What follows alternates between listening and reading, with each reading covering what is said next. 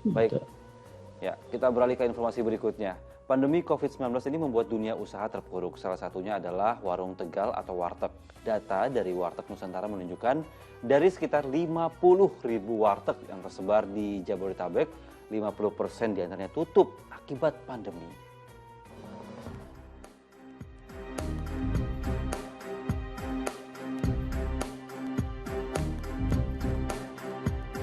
Tutup. Beginilah kondisi sejumlah warung Tegal atau warteg di kawasan Jabodetabek. Pemilik warung Tegal terpaksa menutup usahanya lantaran jumlah pelanggan yang terus menyusut di masa pandemi COVID-19. Pemberlakuan PSBB membuat usaha lesu hingga omset terus menurun. Kenaikan harga sejumlah bahan pangan hingga naiknya sewa tempat usaha membuat pengusaha warteg tidak berkutik.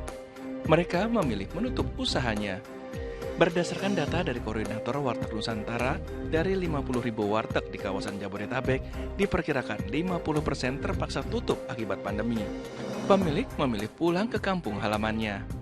Dan warteg ini kan sudah dikenal dengan logistik perut rakyat kecil gitu kan. Ketika rakyat kecil nggak punya uang ya sudah, yang diharapkan warteg ya nggak ada lagi gitu kan gitu bahasanya. Dengan kondisi pandemi ternyata mereka banyak pulang kampung gitu kan. Kami memutuskan untuk tutup daripada kita buka rugi terus. Penurunan omsetnya sampai berapa persen?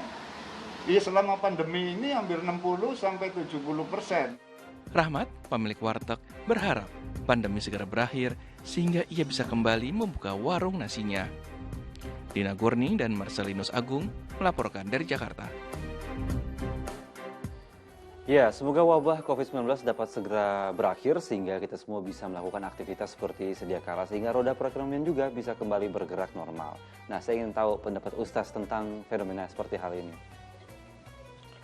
Ya, kita tentu prihatin ya, satu demi satu kita mulai lihat ya dampak pandemi COVID ini menerpa masyarakat kita ya. Dan kalau sudah berkaitan dengan perekonomian, itu tentu membuat kita lebih terenyuh lagi ya.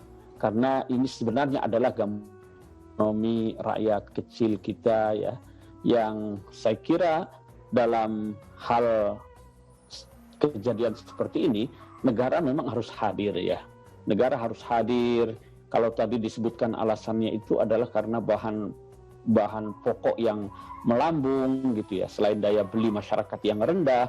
Nah, saya kira di sini negara perlu hadir ya dengan mengendalikan harga bahan makanan pokok, kemudian juga memberikan subsidi atau bantuan ya ke masyarakat supaya daya beli itu meningkat ya. Memang tidak mudah ya. Negara pun sudah berdarah-darah ya untuk menanggung itu semua. Oleh karena itu saya kira ada satu nilai dalam Islam yang perlu kita kembangkan ya dalam situasi krisis ekonomi semacam ini, yaitu kepedulian sosial ya, kedermawanan, kesetiakawanan. Ini adalah ajaran yang di dalam Islam itu sangat ditekankan. Ada yang namanya ithar, lalu ada yang namanya kepedulian sosial ya. Bagaimana kita sebagai umat beragama, terutama umat Islam itu membuktikan keimanan kita dengan menunjukkan kepedulian kepada sesama ya. Bagaimana kita membantu mereka yang terdampak langsung dari pandemi COVID ini, ya tetangga-tetangga kita yang punya usaha, usahanya lesu, bagaimana bisa mendorong mereka supaya tetap bangkit dan kemudian secara ekonomi mereka terbantu ya. Saya kira ini yang perlu kita kembangkan, perlu kita hidupkan, kedermawanan, kesetiakawanan, lalu kepedulian sosial. Ya, kedermawanan, kesetiakawanan, dan kepedulian sosial. Ini adalah 3 cara untuk bisa bersama-sama keluar dari pandemi COVID-19.